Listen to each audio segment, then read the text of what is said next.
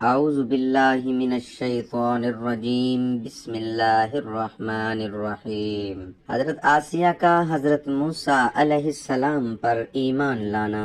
فرعون کی بیوی کا نام حضرت آسیہ بنت مزاحم تھا۔ فرعون اور حضرت موسیٰ علیہ السلام کی بابت یہ معلوم کرتی رہتی کہ کون غالب ہوا، تو ہر وقت یہی سنتے کہ حضرت موسیٰ علیہ السلام غالب رہے، بس یہی ان کے ایمان کا باعث بنا۔ ابو العالیہ رحمت اللہ علیہ یوں بیان کرتے ہیں کہ فرعون کے داروغہ کی عورت کا ایمان ان کے ایمان کے باعث بنا۔ وہ ایک دن فرعون کی لڑکی کا سر گوند رہی تھی کہ کنگھی چھوٹ کر نیچے گر گئی، تو اس کے منہ سے نکل گیا کہ کفار برباد ہوں، اور بعض روایات میں ہے کہ بسم اللہ کہہ کر کنگھی اٹھائی تھی۔ اس پر فرعون کی لڑکی نے کہا کہ تو میرے باپ کے سوا کسی اور رب کو مانتی ہے؟ اس نے کہا میرا تیرا اور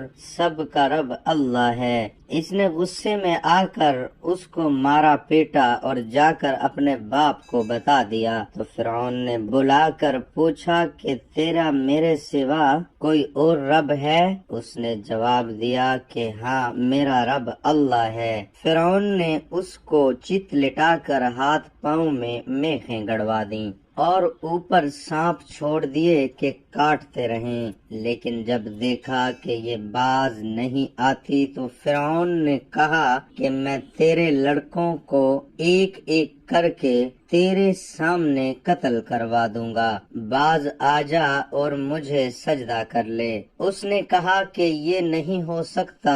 اس ظالم نے ایک لڑکے کو منگوایا اور مار ڈالا۔ انہوں نے اپنے پیارے سے پیارے بچے کو بچشم خود دیکھا اور صبر کیا۔ اس بچے کی روح نکلی تو اس نے کہا اے ماں خوش ہو جا، اللہ نے تیرے لیے بڑے بڑے ثواب تیار کر رکھے ہیں۔ پھر دوسرے بچے کو بھی اسی طرح قتل کروا دیا اور اس کی روح نے بھی ماں کو خوشخبری دی۔ فرعون کی اہلیہ نے ان دونوں بچوں کی خوشخبری سنی تو ایمان لے آئی۔ ادھر اس مظلوم عورت کی روح بھی اللہ تعالیٰ نے قبض کر لی، اور اس کی منزل اور مرتبہ جو خدا کے ہاں تھا وہ حجاب ہٹا کر فرعون کی بیوی کو بھی دکھا دیا گیا، تو یہ اپنے ایمان اور یقین میں بہت بڑھ گئیں، یہاں تک کہ فرعون کو بھی اس کا پتہ چل گیا۔ تو اس نے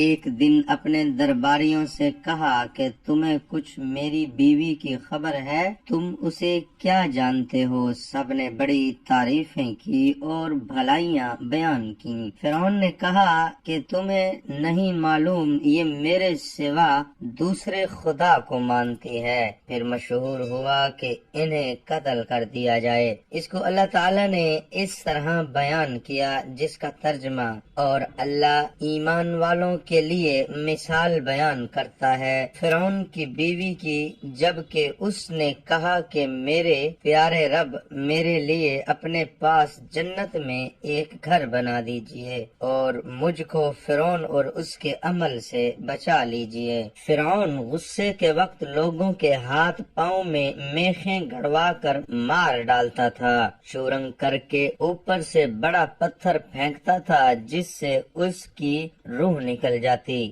میخوں کی سزا کا موجدن فرعون تھا، اس سے پہلے یہ سزا کسی نے نہیں دی، اس لیے سورۃ فجر میں فرمایا اور میخوں والا فرعون۔ فرعون نے کہا کہ جو بڑی سے بڑی چٹان تمہیں ملے اسے اٹھا لاؤ اور آسیہ کو چت لٹا کر اسے کہو کہ اپنے عقیدے سے باز آ جا، اگر باز آ جائے تو وہ میری بیوی ہے، عزت و حرمت سے واپس لاؤ، اگر نہ مانے تو وہ چٹان اس پر گرا دو، اس کا قیمہ بنا دو۔ جب یہ لوگ پتھر لے کر آئے تو ان کو لٹا دیا اور پتھر ان پر گرانے کے لیے اٹھایا تو انہوں نے آسمان کی طرف منہ اٹھایا۔ پروردگار عالم نے حجاب ہٹا دیے، جنت اور وہاں جو مکان ان کے لیے بنایا گیا تھا انہوں نے اپنی آنکھوں سے دیکھ لیا، اور اس میں ان کی روح پرواز کر گئی۔ جس وقت پتھر پھینکا گیا اس وقت ان میں روح ہی نہیں تھی۔